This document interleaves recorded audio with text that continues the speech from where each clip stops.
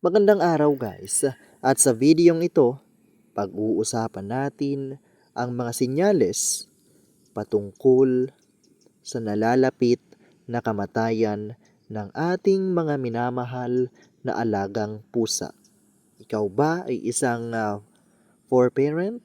Ikaw ba ay may alagang pusa at mahal na mahal mo ito?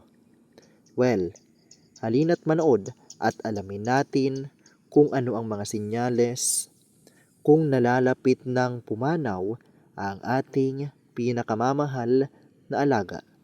Tara, alamin natin yan.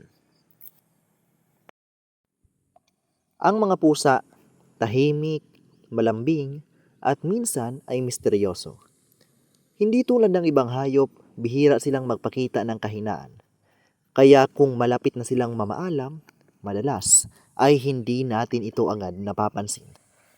Pero may mga palatandaan at kung alam natin ang mga ito, mas maihahanda natin ang ating sarili.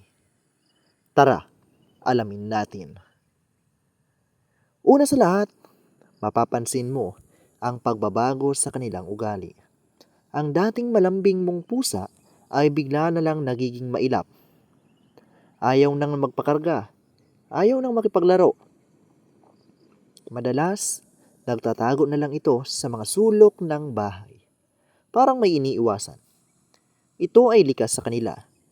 Instinct na protektahan ang sarili kapag mahina na. Tatangkilik ang paborito niyang pagkain. Ang simpleng pag-inom ng tubig, parang ayaw na rin niyang gawin. Mabilis siyang pumapayat at unti-unti nang nanghihina. Ito'y senyales na maaring may malalang karamdaman siyang nararamdaman.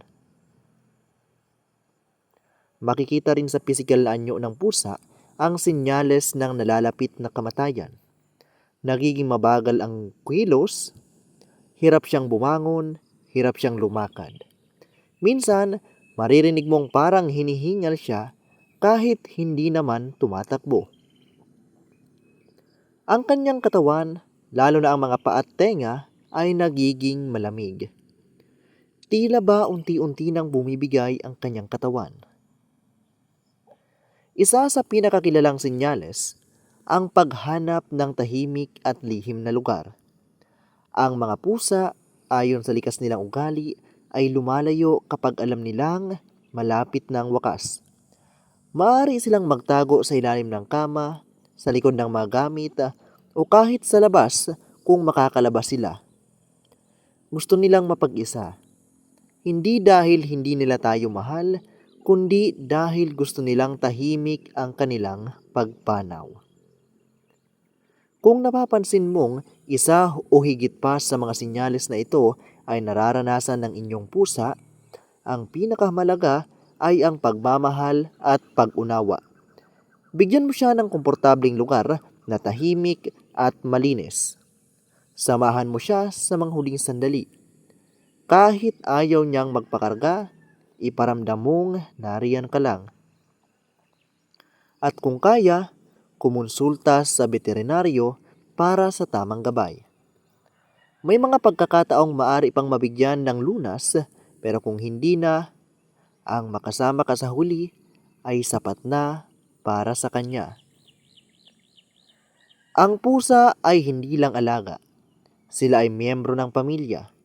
At gaya ng kahit sinong mahal natin sa buhay, karapat dapat silang samahan hanggang sa dulo. Ang pagpanaw nila ay masakit, pero ang alaala nila ay mananatili. Alamin natin PH para sa mga pusang minamahal natin. So yan guys, ang ating kwento ngayong araw. Naway nakatulong at sana'y nabigyan na naman kayo ng panibagong kaalaman sa araw na ito. Huwag kalimutang i-like, mag-share, at mag-subscribe sa ating munting channel at sa ating munting Facebook page para sa marami pang kwento tulad nito. Sa muli, maraming salamat at magandang araw.